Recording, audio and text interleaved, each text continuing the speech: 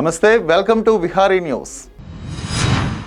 వర్గ విభేదాల వల్లే అసెంబ్లీ ఎన్నికల్లో నష్టపోయామని తెలంగాణ బీజేపీ ముఖ్య నేతలకు కేంద్ర హోంమంత్రి అమిత్ షా వార్నింగ్ ఇచ్చారు.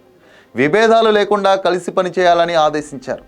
గురువారం రాష్ట్ర పర్యటనకు విచ్చేసిన అమిత్ షా హైదరాబాద్లోని నోవాటెల్లో పార్టీ ముఖ్య నేతలతో సమావేశమయ్యారు.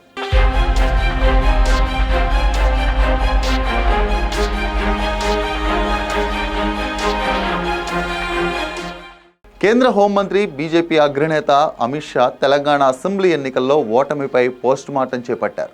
గురువారం హైదరాబాద్ చేరుకున్న ఆయన శంషాబాద్ నోవాటెల్లో ముఖ్య నేతలతో సమావేశమయ్యారు. అసెంబ్లీ ఎన్నికల ఫలితాలపై సమీక్షించారు. కొత్త ప్రభుత్వం పాలన, రాజకీయ పరిణామాలపై నేతలతో చర్చించారు.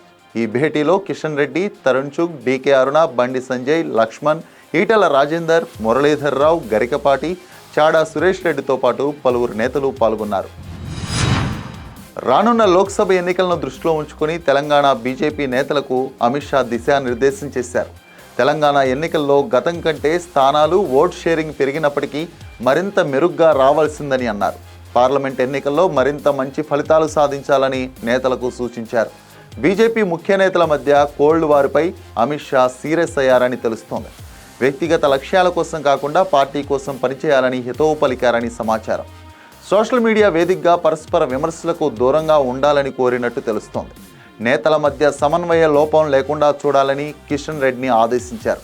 బీజేపీ శాసనసభాపక్ష నేత ఎంపికపై అమిత్ షా సమావేశంలో చర్చ జరిగింది.